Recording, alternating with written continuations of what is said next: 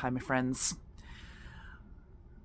I'm going to discuss Princess Catherine right now, but I am only going to come at this from if we say, okay, because as they announced, they said she has cancer. I'm going to take that and look at that as the facts and come from that perspective.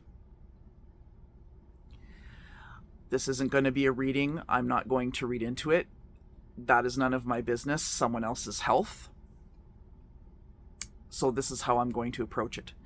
I've been seeing a lot of blowback, a lot of comments, a lot of very uninformed comments about, now that she's been seen in public again, how she looks, how she's behaving, how she is, how great she looks, and what have you. And also along that saying that because of that, she's looks pretty good for a cancer patient. Oh, well, I don't know if I believe it. Now I'm strictly taking this on saying that she has cancer and that it's a fact. The things you need to know about that are this. There are many, many, many different kinds and different stages of cancers. Some of them require different treatments, different medications, different kinds of chemo drugs, depending on what you need. And this also is important to remember, the fact that every single person that deals with this is going to have a different experience that is unique to them. They're not necessarily going to have the same side effects. They're not necessarily going to lose their hair.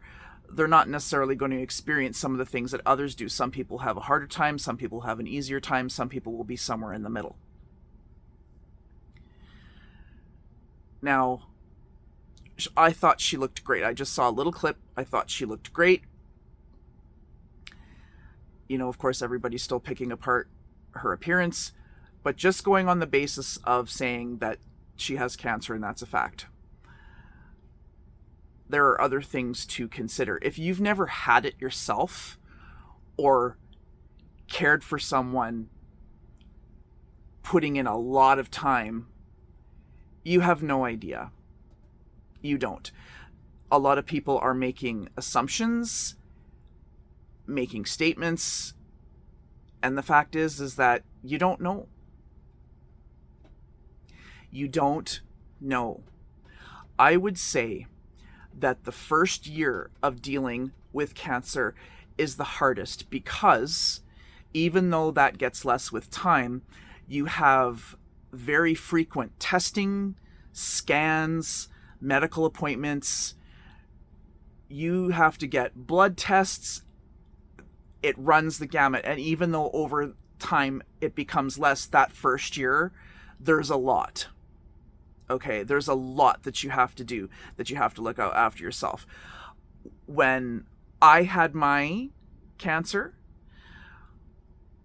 I had a major surgery. I was in the hospital for 5 days. It took months before I could even sweep the floor.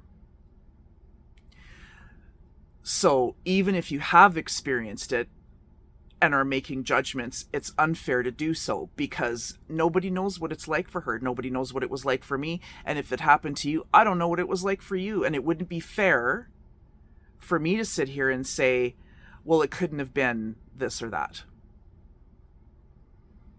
That's very unfair.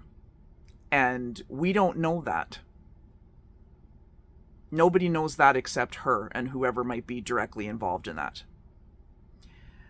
So I really wish that people would stop making statements and assumptions, thinking that they know just because she looks so great that she couldn't possibly be. You don't know that. And I will tell you something else. It takes a long time to recover physically, mentally, emotionally. It takes a long time to mentally, emotionally, and physically process just the fact that you had cancer or have it. It's a very difficult thing to work through.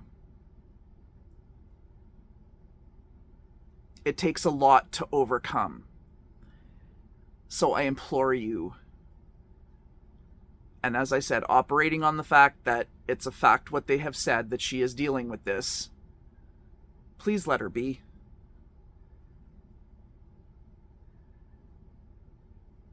It doesn't get fixed overnight.